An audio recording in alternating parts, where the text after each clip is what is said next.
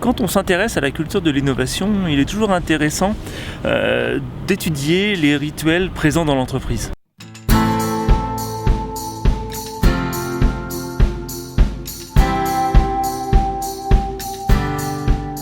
Un rituel est une habitude, une règle qui a été figée par tradition et qui a un lien avec l'histoire de l'entreprise, avec son secteur économique ou les croyances de ses dirigeants.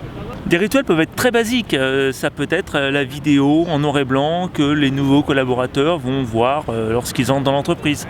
Ça peut être les déjeuners d'équipe le vendredi midi. Mais les rituels les plus importants sont tellement liés à la culture d'entreprise qu'ils sont finalement uniques et attachés à l'entreprise et qui sont vraiment incopiables. Je pense par exemple au début d'Amazon, un nouveau collaborateur devait choisir sa porte.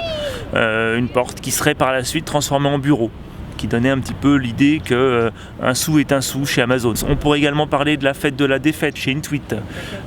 Je pourrais aussi vous parler de Zappos, le fameux Zappos. Parmi ces rituels, il y en a un qui est plus particulièrement attaché à la Silicon Valley, à San Francisco et au monde de la tech. Ce sont les réunions en marchant.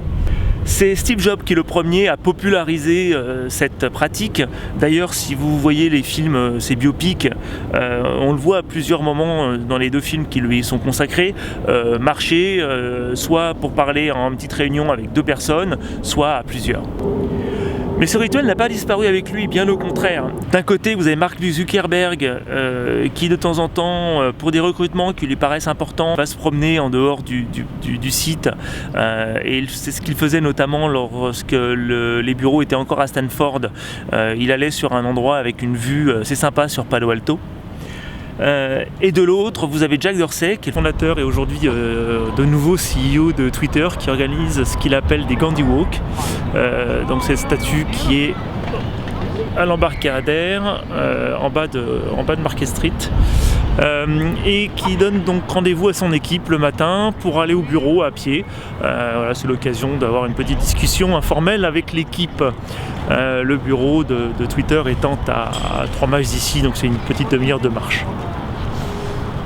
Ce n'est donc pas un hasard si une étude a été menée il y a maintenant quelques mois, début 2015, par les Dr Schwartz et Opezzo du département de psychologie de Stanford, qui semble montrer que la marche peut permettre effectivement une amélioration de l'inspiration et de la pensée créative. L'étude s'est faite en 2 parties. La première partie, on a demandé aux étudiants de se séparer en 4 groupes. Un groupe marchait sur un tapis roulant devant un mur blanc en intérieur. Un autre groupe restait assis sur une chaise à l'intérieur en regardant un mur blanc.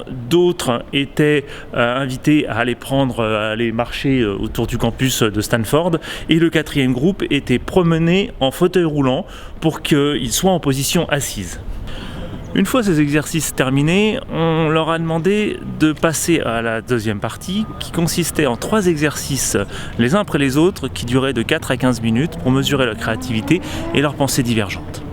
Le premier exercice consistait à trouver un maximum d'idées originales à l'utilisation d'un trombone. C'est le fameux exercice qui avait été utilisé par George Land dans les années 60 pour identifier les capacités créatives des enfants. En 4 minutes, les personnes devaient trouver un maximum d'usages possibles et originaux donc de ce trombone, sachant que originaux était l'idée que les autres participants n'avaient pas trouvé. En fait, le résultat de ce premier exercice était assez concluant puisque ceux qui ont marché avaient 60% de plus d'idées originales que ceux qui étaient restés assis. Le second exercice demandait aux étudiants de réaliser des analogies complexes à des propositions qui leur étaient proposées.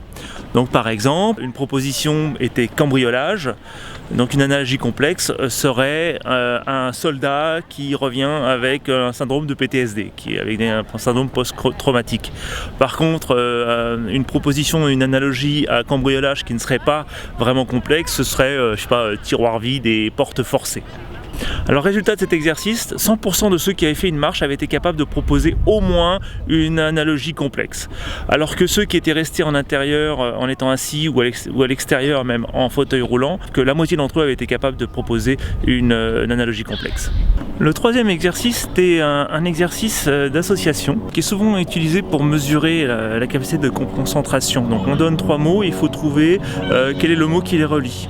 Donc par exemple Adam, douche et terre, et vous devez trouver Le résultat de ce dernier exercice a été assez surprenant parce que c'est l'opposé de ce qui avait été attendu qui est arrivé. C'est-à-dire que ceux qui étaient restés assis dans une salle ou sur un fauteuil roulant avaient eu de meilleurs résultats à cette capacité d'association de mots. Maintenant, vous savez qu'une réunion créative ne se fait pas qu'avec des post-it, mais aussi avec des baskets.